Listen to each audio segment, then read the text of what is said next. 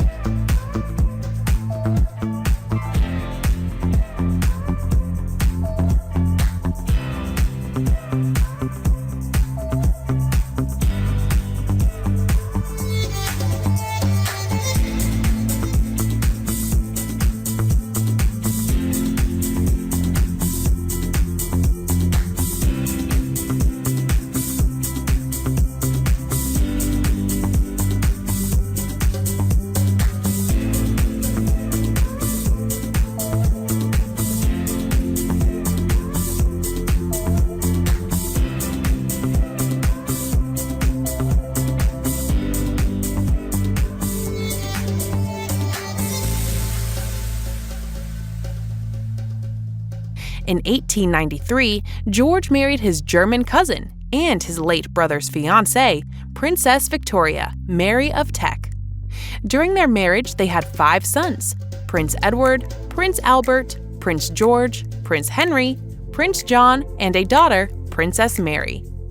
Their youngest son, Prince John, was diagnosed with epilepsy as a child and was largely kept apart from the royal family. His condition deteriorated as he aged, and he died after having a seizure when he was 13. By most accounts, George was a strict father with all his children, but was especially critical of his wayward son, Edward, once saying he hoped his second son, Albert, would take the throne. His wish would be granted when Edward abdicated the throne in 1936 and Albert was crowned George VI.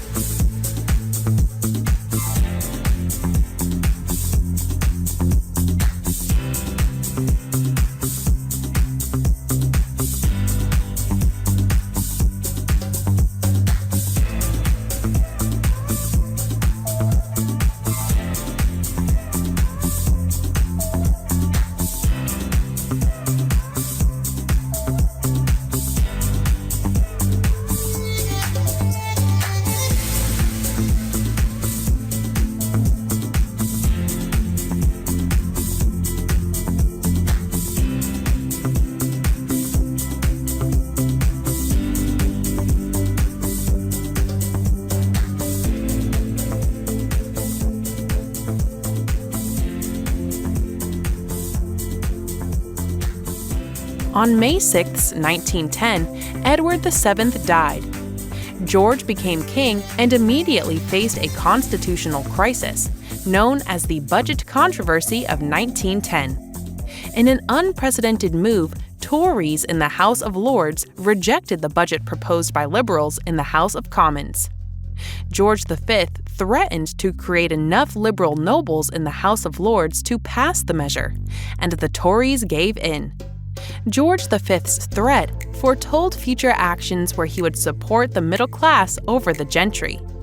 When World War I broke out in July 1914, George V took great effort to personally support the troops, visiting the front and military hospitals many times.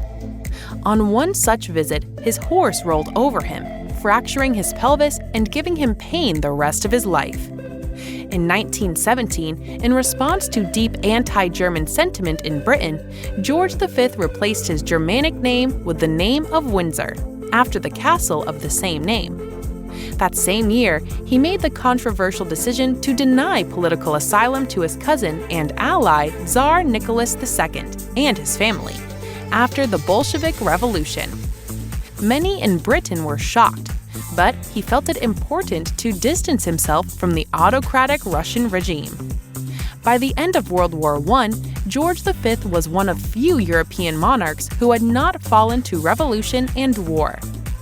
The reign of George V saw many changes within the British Empire. Rebellion in Ireland in 1916 resulted in an independent Irish parliament and later a geographic division along religious lines.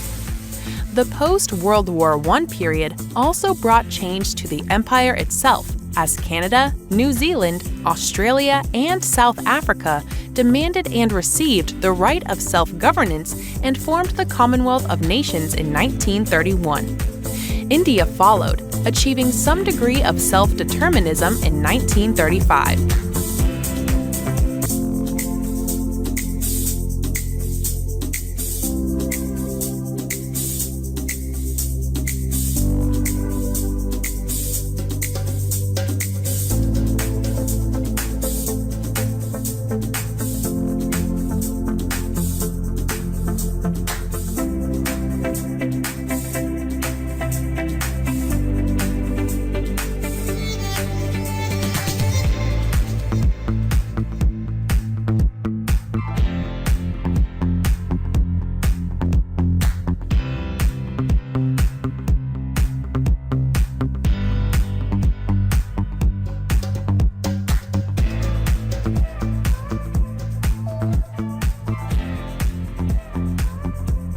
World War I also brought changes to George V's health.